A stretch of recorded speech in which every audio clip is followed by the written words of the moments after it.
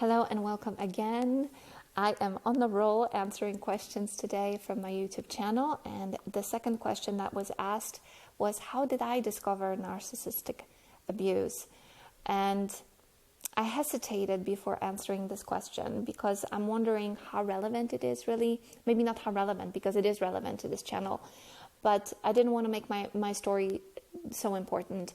Plus, I have talked about it in my earlier videos from about 5 years ago when everything was still very fresh and raw for me, and I was still very much absorbed in my own story and wanted to share it. It was sort of the thread that united and guided me as I synthesized the knowledge that I was gathering through reading books about it, through talking to experts, and also healing myself through therapy. So with time, it was a little bit less of that. My personal story sort of receded into the background, and your stories took precedent. Your stories became more important, especially as I listened to them and saw so many commonalities in terms of process and the steps of going through the process of going from, I know this is talking time, going from complete and utter devastation to finally coming out on the other side and shedding all the weight and letting also the experience enrich you at the same time. So I've mentioned a lot of this in the past, but this question kept coming up. So I thought, okay, why not? I'll do it this one time and tell my story in as much of a holistic way as I can, without sharing too many nuances, because a lot of these things, of course, are private, and there's no need to broadcast it to the whole wide world. But the structure, as you'll see, the structure of discovery and the process that I went through as I had my, wake-up moment is going to be probably very relatable to you. So it first started around 2014 when I met this friend, this girlfriend, with whom I used to attend workshops. She also was teaching workshops. It was all kind of dance-oriented, artistic, and we were hanging out together, and we both had boyfriends. And we talked about our relationships with one another. And one time, she was having a really difficult time with her relationship, and she said to me, you know what, I think my boyfriend is a narcissist. And I was like, a narcissist? What's that? Because up to that point, I only knew the story of Narcissus from Greek mythology, which is the story of a beautiful god who is so self-absorbed and in love with himself that he would spend all his days looking at his own reflection in the surface of a lake. All the while, Echo, who was so in love with him, yearning for him, calling his name, was going through, her heart was breaking because he didn't listen to her. So she would echo his name, but he would not, she couldn't reach him. So that's all I knew. And I didn't even take it as far as the, ignoring the world part, but more about the being self-obsessed with one's own image, staring in the mirror. So to me, narcissists were people, men and women, who were just, very much absorbed with their own image, with their looks, with the way they looked. It was about clothes, it was about makeup, it was about hair, it was about the image. And they tended to be very superficial. That's what I thought. So this girl made me aware that there's more to it, that it's about character, it's about treating other people. She was basically letting me know that she couldn't reach this guy, and it was causing her a lot of pain. So I made a note of it in the back of my mind, and I let it go, and then I went back to just living my life. Now, fast forward about a year, and I happened to be in a very difficult relationship with someone at my work.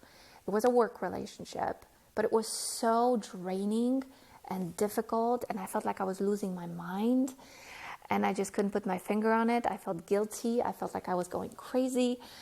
And I remember I had to come home and immediately put on my workout clothes and go walking around the park just to get this, shed the nerves, let some of the steam out, and come back to myself. And then only for it to be repeated the next day, right? So it was the sort of Sisyphus job.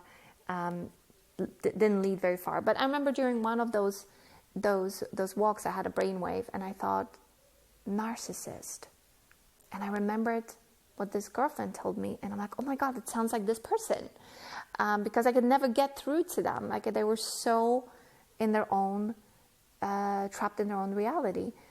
And so I Googled it, or YouTubed it, I don't remember, one or the other, and I found some videos. These were some of the earlier videos.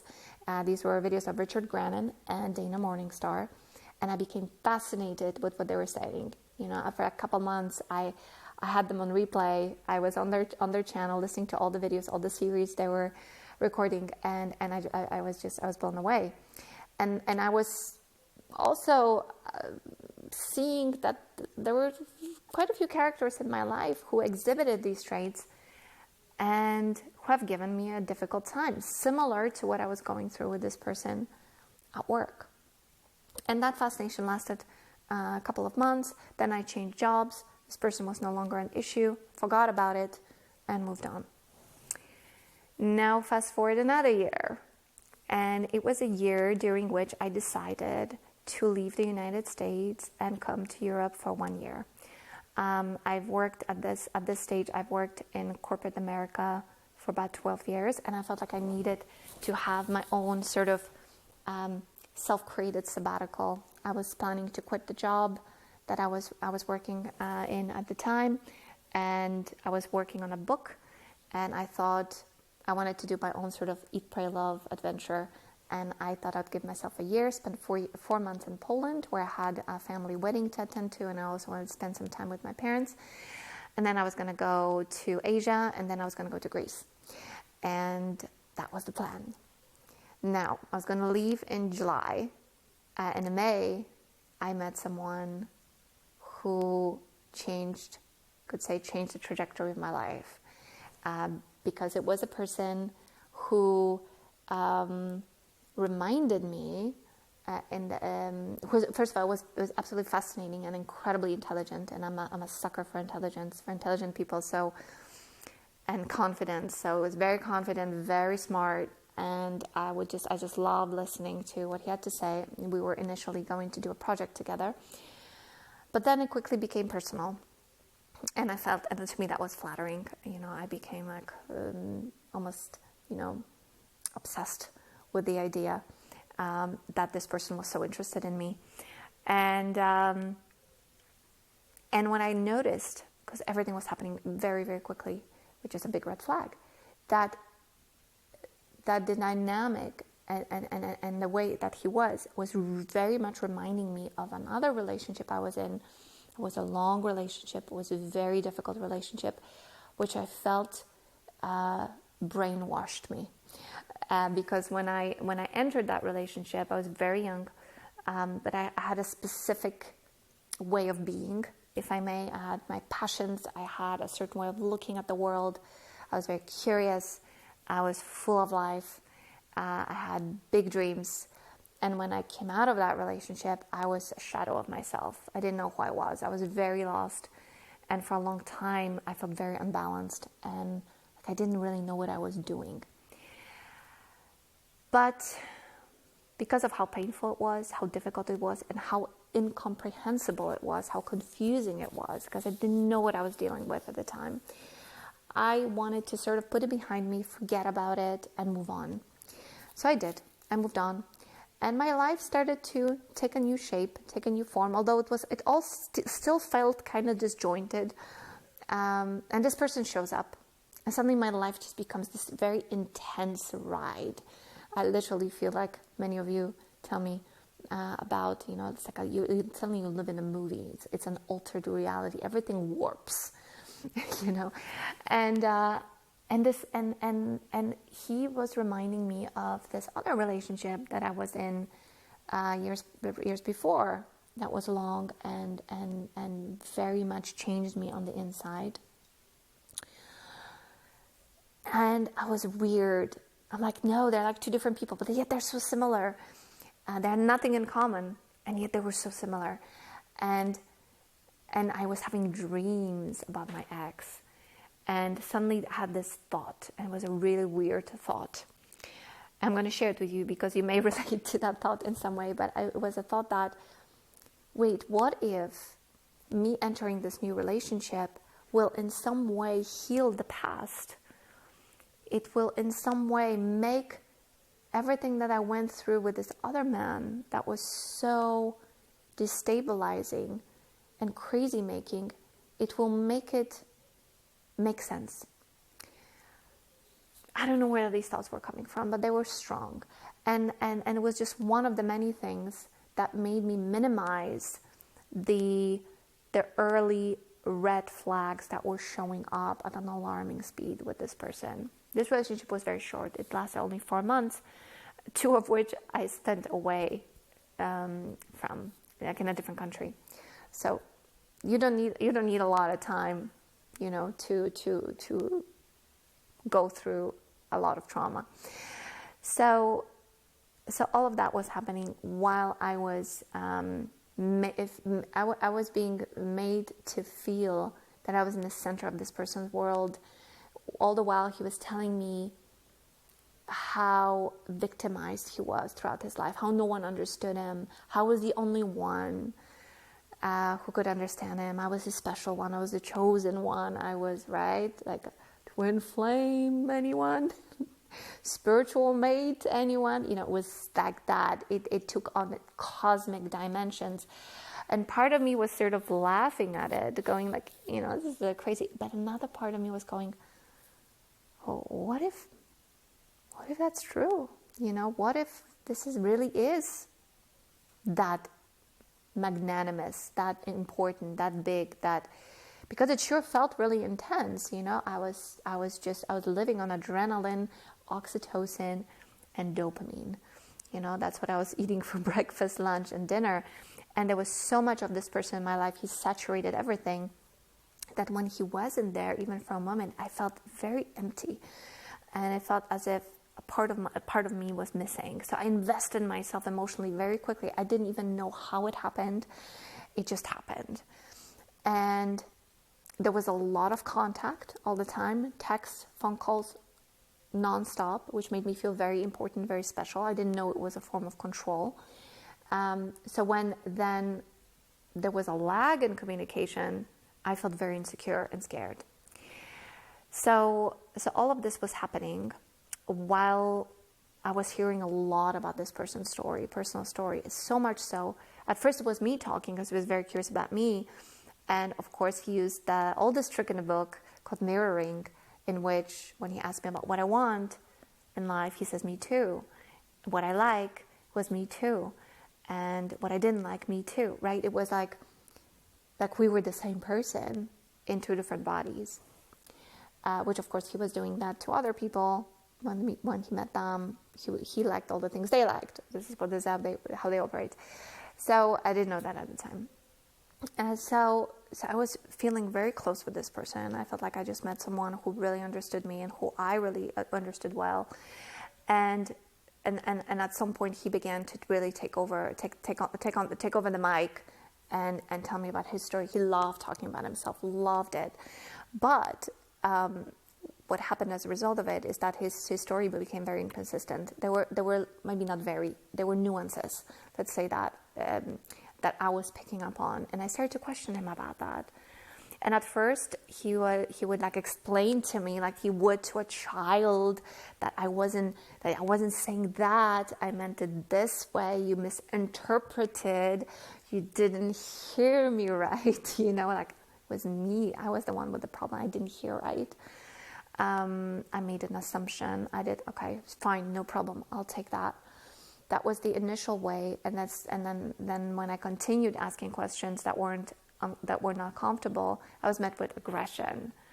I was like scoffing and rolling eyes, and I was like, oh my gosh, I want things to be good, okay, I'm not gonna ask these questions. So I stopped asking questions, and I began to nod and smile more. I took more of the passive role in the relationship while he was planning our future and actively doing a lot of future faking, basically painting our whole story, which sounded great. And I was like, sure, why not? It basically encompasses everything I wanted in life and then some. So, he's a man, he wants to be a leader, I'll go. So I did not realize at the time that I was losing myself in that process. I was giving up my own agency. I was taking the back seat in the car. I wasn't even sitting next to him. I was in the back, and I was falling asleep. I was taking a nap. I was falling into a trance.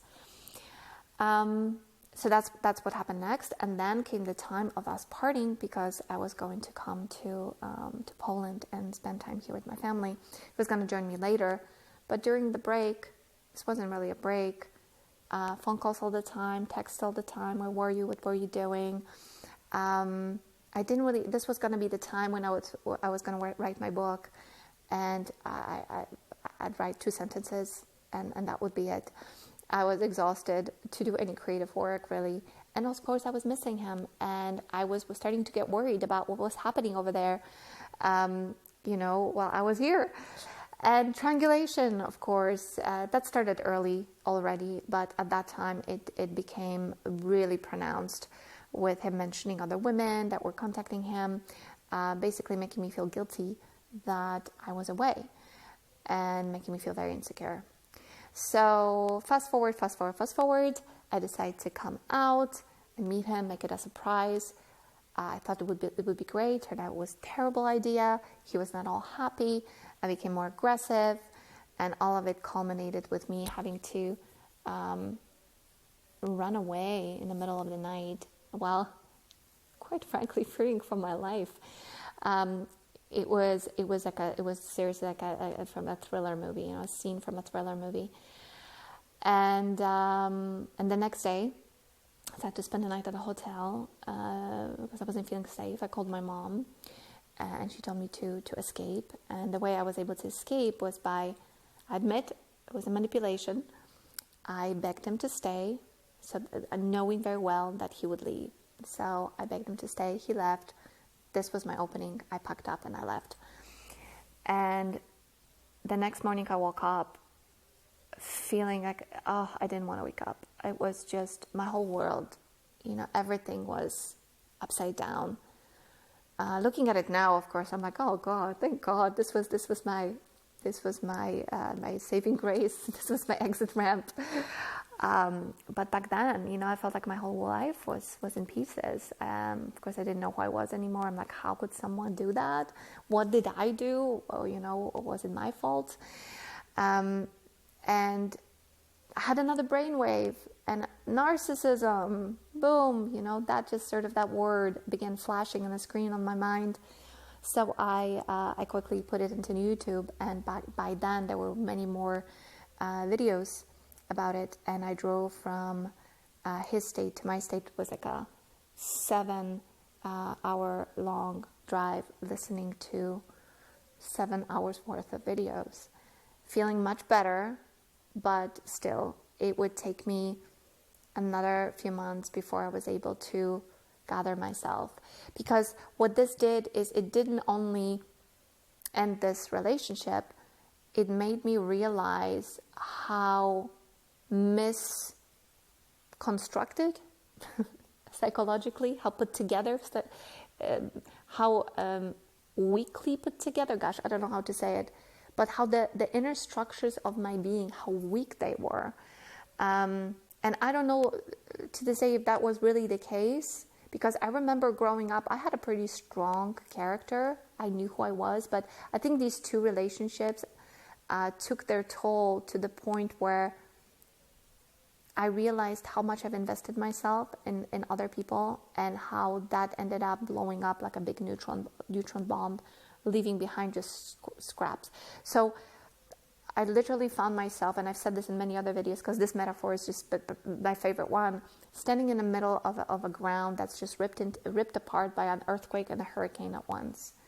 And they were just broken pieces. And I was like, how in the world am I going to put myself together? But I did. I did put myself together, and I helped other people put themselves together through my work with them. This devastation gave my life a direction. I became fascinated with the topic of personality disorders, specifically of the cluster B type, so narcissism, psychopathy, sociopathy, all of that. Very dark topic, took me to very dark places, but allowed me to understand a lot of the influences that I lived under as a child, as also as an adult, and that kept destabilizing me. So I was able to build a protective shield to it, and awareness, without which I was like a leaf in the wind. I mean, I had no, I had boundaries, but very weak boundaries. I was defenseless against that. So I ordered a ton of books. I spent 4 months in bed in pajamas, watching Game of Thrones, narcissistic abuse videos, and reading books, and putting together a curriculum, if you will, a program that would allow me to come out of it, but also would allow other people to come out of it. Once I began to get a hang of it, I was like, oh my God, this information is amazing. I need to get it out there. I need to tell people about this. And so that's how my channel became my channel. The following year, in May, I believe, March, April, May, I don't remember when the first video on this channel was posted, but it was somewhere then. And I was like looking at this video now. I was so lost, you know. I was so feeble inside, so fragile. But these were my first steps on my two own legs, and I wanted to share this, and I wanted to show people how to put themselves back together. Actually, it's not putting ourselves back together. It's because we become bigger. We become expanded.